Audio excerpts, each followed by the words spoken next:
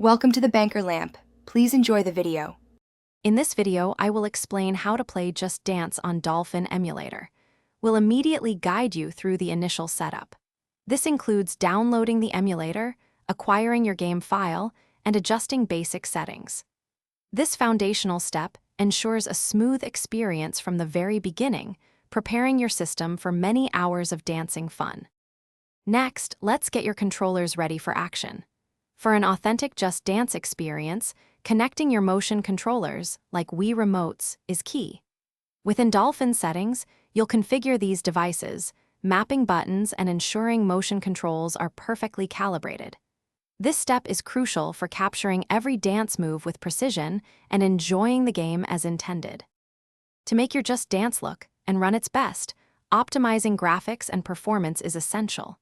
Dive into Dolphin settings to fine-tune options like internal resolution and anti-aliasing. Enabling features such as JIT Recompiler and Dual Core can significantly boost frame rates. A little tweaking here can transform your gameplay, delivering a visually stunning and incredibly smooth dancing experience.